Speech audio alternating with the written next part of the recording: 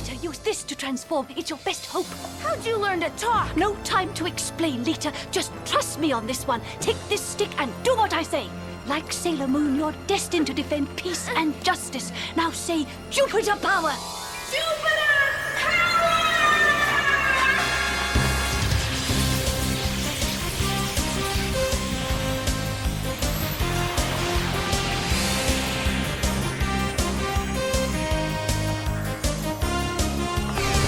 I'm here at Fan Expo 2013 with Susan Rome in the voice of Sailor Jupiter. Susan, thanks for doing this.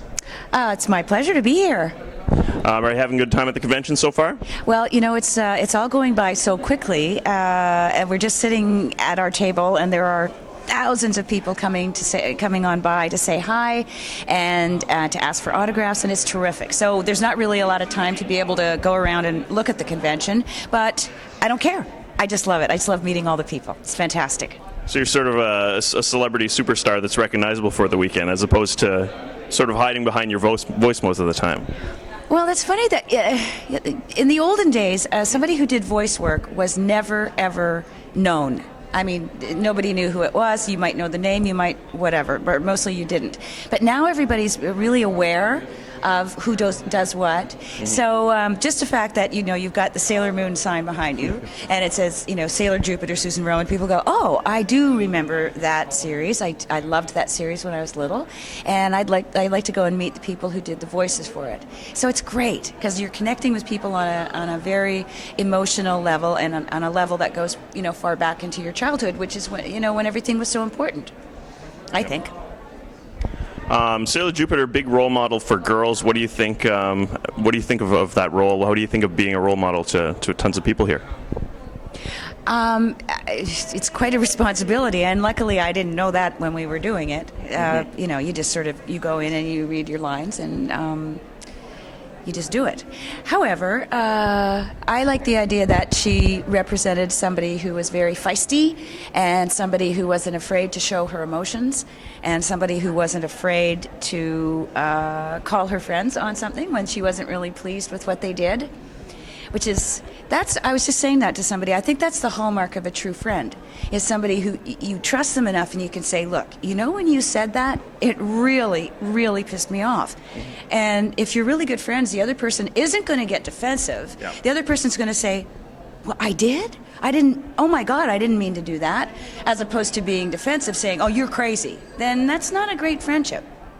So she all of them had maybe anger management issues, but Sailor Jupiter certainly had her share of them, and well, so does Sailor Moon. I mean, you want to talk about anger management, but it's great. People do get angry, and it was neat. That was one of the neat things about that series, is it was one of the first times that it was actually shown on television. Hey, people get angry, and then 2 minutes later they're, you know, giggling like idiots, and everything's fine. Just get it out on the table. Get it out.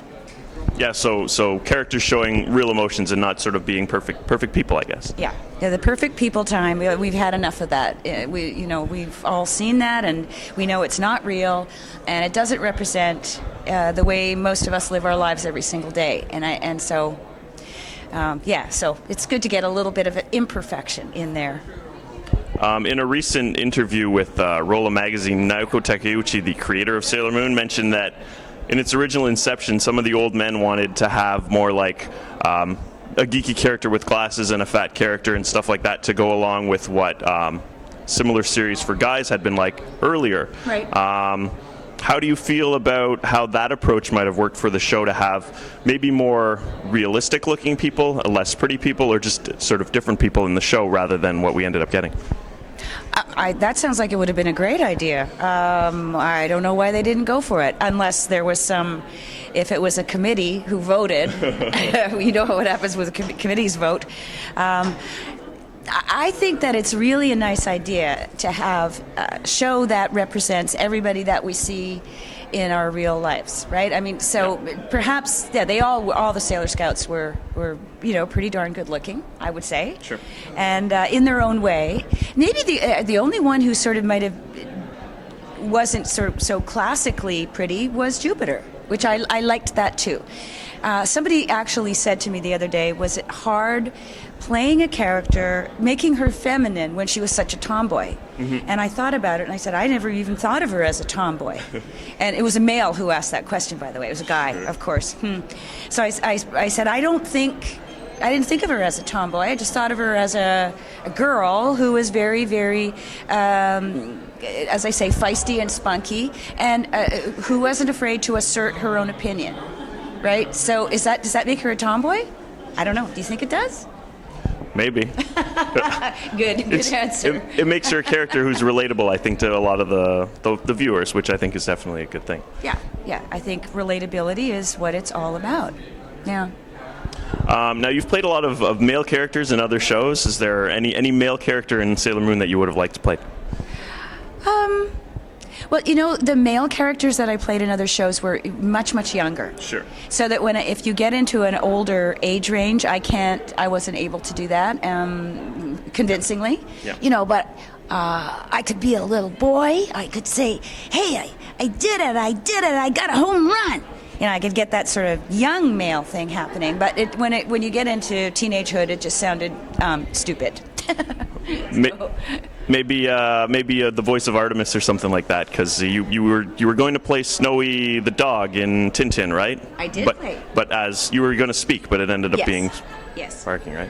It was originally a talking character, and then after a while they decided to just dispense with the dialogue.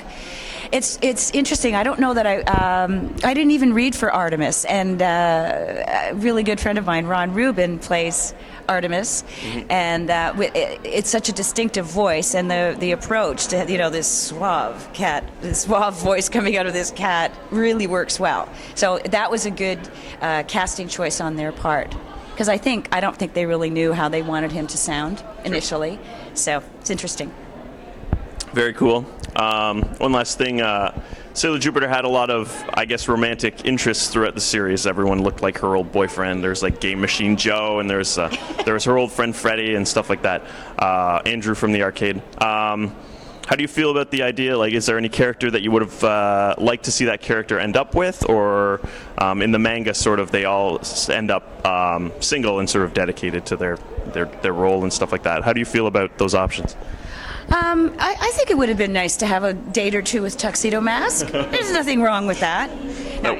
Tuxedo, he was a very adorable character. And, adorably voiced by all the actors who played him, I might say. All of them are adorable. So that would have been nice, but somehow Jupiter poor old Jupes.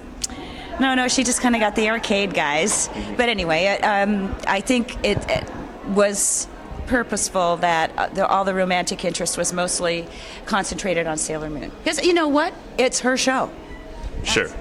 It would have maybe created a little tension if Sailor Jupiter had gone on a few dates with Tuxedo Mask and then we pretended everything was fine. But tension is a good thing. That could have sort of revved things up a little bit. But you know what? You don't date your best friend's boyfriend. You just don't do that. It doesn't work out very well. Not very well. That's good advice for our viewers here. Yeah.